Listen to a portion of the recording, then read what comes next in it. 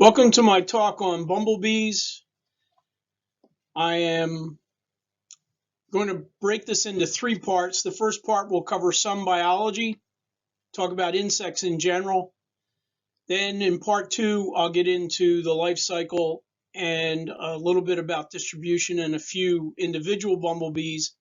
And then in part three, we'll look at why bumblebees are at risk and what we can do to help them out.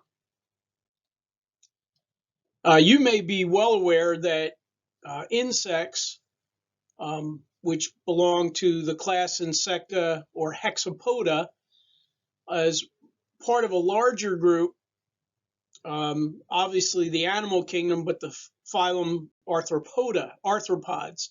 And arthropods share a lot in common, and that is they have exoskeleton, bilateral symmetry, which means left and right or just mirror images of each other, and there's many other factors. But this exoskeleton, which is common as well in the insects, means that they have to get larger. They have to shed that, reform the exoskeleton. They'll blow themselves up after they shed their skin, blow themselves up so they can be a little bit larger, and then that will harden off. And whether we're talking about lobster or mites and spiders or insects, they have that exoskeleton. But insects, unlike spiders and mites, which have only two body regions, insects have three body regions: the head, the thorax, and the abdomen. And the thorax is where all the wings and the legs are attached, as you can see in this dragonfly. And most of them have wings as adults. So I'm talking about adult insects here. Adult insects have three body regions. Adult insects have three pair of legs and wings. And the type of wing and the number of wing is used to identify the order of insects, adult insects. So the bumblebee obviously is an insect with an exoskeleton and has the three body regions. And here you can see this common eastern bumblebee with the head, the thorax, and the abdomen. The head a little bit buried in this clover flower, but the wings and the legs are attached. A little hard to see that, but they're attached to the thorax. It has three pair of legs, and with bees have two pair or four membranous wings. And that's common with all the bees, adult bees. Here on the left is a tricolor bumblebee, and the head is a little hard to see here, but it's roughly visible. Again, you can see the thorax where the wings and the legs are attached, and then you have the colorful abdomen, the tricolor, meaning the yellow, two orange, yellow, and then black. But you can see the stinger, and that's the reason I put this in here. So all the females will have a stinger. On the right-hand side, you have the common eastern bumblebee working its way into an unopened raspberry flower, and you can see the mouth parts at work there. Also, the head, although we can use color to roughly identify bees, it's really the head features, the length of the jaw, and the location of the simple eyes that are used in the key to key out exactly which bumblebee it is. And here you can see the head clearly with the antenna and the mouth parts. And then if the head is turned a little bit, so you'll see in the upper portion there the compound eye. What you can't see are the three simple eyes. These are small discs. They're the same color as the rest of the head, so they're hard to make out. Again, their location is important in terms of identifying a species, but they're just used for light and dark. They don't make out the detail like the compound eye. So there's many different types of insects, and a good number of insects have what's used to be called simple or incomplete metamorphosis, and that is that they have three life stages: the egg, the nymph, and the adult. And grasshoppers and aphids are two of those that have three life stages. Dragonflies do also, but their immature is more in the aquatic. But at any rate, the young, the nymph, is a small version of the adult in terms of grasshoppers and aphids. And here you can see this grasshopper where the two nymphs look like small versions of the adult, but the adult has a couple of things that distinguishes it. Number one is the well-developed wing, and what you wouldn't know is that they're reproductively mature by looking at it. So that is the distinction. Then we have a large number of insects, which include the bees, which have complete metamorphosis. And here we see 4 life stages. And we have the egg, excuse the little silly illustration, but we have the egg, the larva. The larva is the feeding stage. And if you look closely on the left here at the larval image, right-hand side of the larval image, you'll see some dark areas, and those are the mouth parts that you're seeing through almost translucent skin. Then we have the pupal stage. The pupal stage, or pupa, is the resting stage, but this is a stage where the larval feeding stage, after it's satisfied its eating, will then become the pupa. So larval stages in insects can be anywhere from 4 to 6 stages. And then when it's large enough and has enough energy, it goes into the pupal stage. In the case of bees, many of the bees will do a cocoon, or they'll be in a cell, and they will transform from the larva to the adult stage. It's almost like they have a second set of genes, where they then develop the head, the thorax, the abdomen, the compound eyes, the antennae, etc., etc.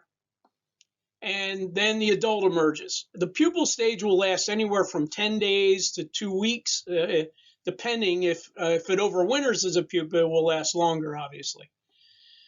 Bees are in the order Hymenoptera, and they fall in this complete metamorphosis. They have membranous wings. Beetles are the order Coleoptera. They have the hardened outer shell wings. Flies only have 2 pair of wings. Diptera, that's the order Diptera, and moths and butterflies have the scale-covered wings. They're membranous, but they're covered with scales, and that is the Lepidoptera order. So here we see with bees and wasps, they both have 3 distinct body regions, 4 membranous wings, 2 pair of membranous wings. They have 2 long antennae, so relatively long antennae, and they all possess either an ovipositor for laying eggs or a stinger. And I will talk in a little bit about how they are both ecologically and economically important. So bees versus wasps. Bees, and my apologies to the entomologists out there that study wasps, because this is a simplification, but bees, generally speaking, are rounded body and hairy. So their abdomen and their legs will be covered in hairs. But most importantly is they're vegetarians. So when they evolved over 100 million years ago from wasps, they may have retained the stinger, but they eat nectar and pollen. They feed their young pollen and nectar. Whereas wasps are meat eaters. They feed their young meat. Now the adult may feed on nectar for energy, but the young are going to be fed meat, or they're going to lay their eggs in or on a prey, and it will eat the meat. So they tend to be slender bodied. They're not very hairy. Usually their abdomen and legs will be hairless or with a lot less hair. I also want to talk about the European honeybee, the introduced bee. When we look at native bumblebees, here on the left you can see the northern amber bumblebee feeding on clover, and you can see the golden colored clover pollen that it's collecting in what's called a corbicula, or the pollen basket. And so on the leg, the hind leg, the tibia has a flattened or recessed area surrounded by hairs where bumblebees will stuff the pollen so it can take it back to the colony to feed the young. On the right-hand side, you can see the European honeybee. You can see it's almost 2/3 the size of a queen bumblebee, but it also has the distinction of collecting pollen in a corbicula. That's one thing that it does have in common. So keep in mind that the European honeybee is not a native. Bumblebee, along with carpenter bees, tend to be the largest of the native bees in North America. So why am I interested in bumblebees? Because, first of all, they're ecologically very, very important. They propagate our native plants.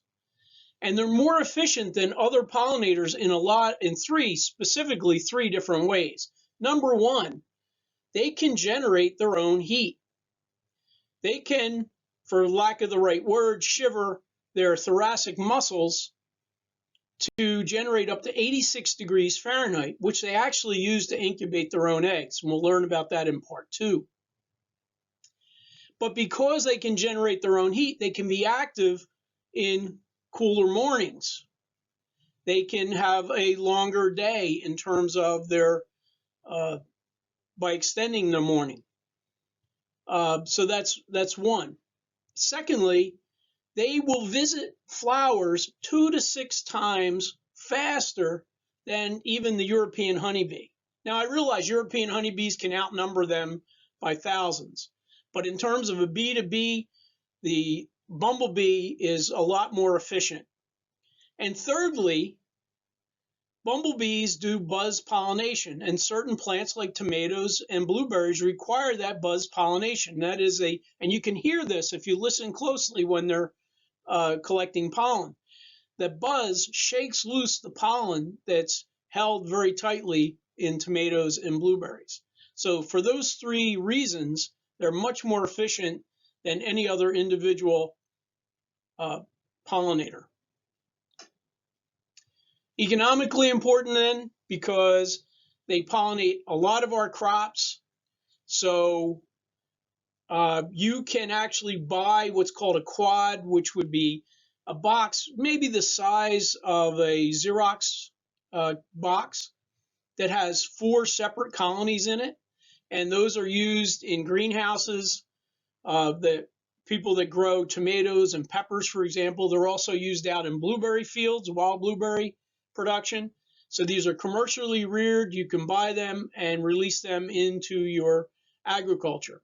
So bumblebees are very, very important in the economy, because when it comes to the plants that I list here, tomatoes and blueberries, raspberries, etc., they're going to be very important in producing fruit for us. So as I mentioned, bumblebees are large in mass, can be almost an inch in size. They're very hairy on all their parts.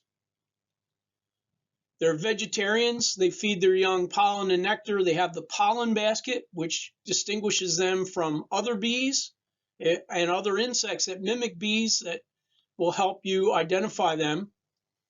And they tend to be insects of cooler climates. So you think of them in the temperate zone, think of them in mountain regions, montane, all the way to the Arctic. Do we see them in other places where it might be warmer and more mild? Yes, we do. But their greatest diversity tends to be in cooler climates. So anyway, I'm going to close with this. Here are some resources. I recommend the Williams, Thorp, Richardson, Colla book, Bumblebees of North America. It has keys in there. It has range maps, good illustrations of different color variations. Check that out. And then also bumblebeeconservation.org, Wisconsin bumblebees. And here's a link to the Xerces Society Bumblebee page. So with that, I'll say thank you. Please join me for part 2, where I'll go into the life cycle, and I'll talk about diversity, and we'll look at a few bumblebees that you'll see across the country. Thank you for your time.